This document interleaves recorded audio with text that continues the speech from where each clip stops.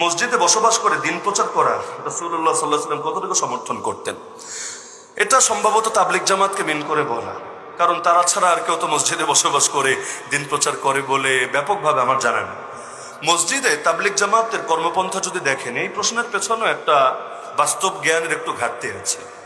তাবলিগ জামাতের আদর্শ যদি দেখেন, দেখবেন মসজিদে ঢোকার আগে তারা এই কথাটা বলে নাই। জামাত যখন আসে গাট্টি বস্তা মসজিদের বারান্দায় প্রথমে জমা করে, সবাই একসাথে একত্রিত হয়, সেখানে একটু কথাবার্তা বলে তারপর ঢোকে।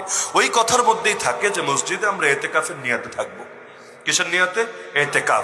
এতেকাফ রমজানের শেষ দশকে খালি এতেকাফ হয় এমন না, এতেকাফ সারা বছর হতে পারে, যে কোনো সময় হতে পারে। আল্লাহ নবী রমজানের শেষ দশকেও করেছেন, প্রথম দশকেও করেছেন, মাঝের দশকেও করেছেন।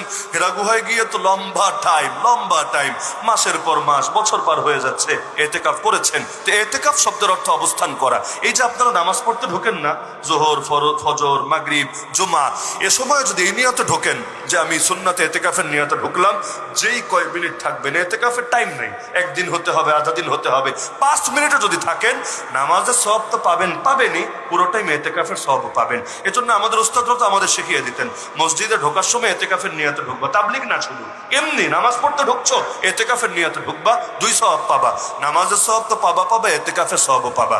তো এখন তাবলিগওয়ালারা যেহেতু এতেকাফের কথা বলে ঢোকে এবং এটা মসজিদে ঢোকার আগেই তালিম দিয়ে নেয়, যতটুকু আমি জানি এবং আমি নিজেই এগুলো রাজসাক্ষী, তাহলে এখন প্রশ্ন আসবে যে মসজিদে এতেকাফ করাকে ইসলাম কতটুকু সমর্থন করে? আপনি বলেন কতটুকু সমর্থন করে? তো মসজিদে যদি এতেকাফ করে, এতেকাফ করার জন্য মসজিদে থাকাও জায়েজ, খাওয়াও জায়েজ, কথা বলাও জায়েজ।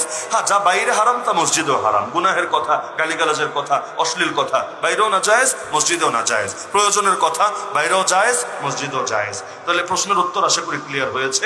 এতেকাফের নিয়তে যেহেতু থাকে, তাহলে এই প্রশ্ন তোলার দরকার নেই। হোটেলে থেকে দাওয়াত দিলেই তো হয়। হ্যাঁ হয়, কিন্তু মসজিদে সব হোটেলে কই পাবে?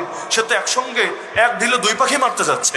দাওয়াতে সওয়াবও নিবে, এতেকাফে সওয়াবও নিবে। আর মসজিদে থাকার কপাল কয়জনের হয়? আর অন্ততেই যে আলাদা ইবাদত করে, সকাল সন্ধ্যা তাসবিহ পড়ে, শেষ রাতে উঠে তাহাজ্জুদ পড়ে, এগুলো তো মসজিদে হয়, এগুলো তো হোটেল হবে না। হোটেলে এই পরিবেশে আপনি পাবেন না। হোটেলে তাহাজ্জুদ হয়? আরে হয়, ওই পরিবেশই থাকে না। এটা তো মসজিদের বরকতে ইবাদত হচ্ছে, আলহামদুলিল্লাহ, সমস্যার কিছু নেই।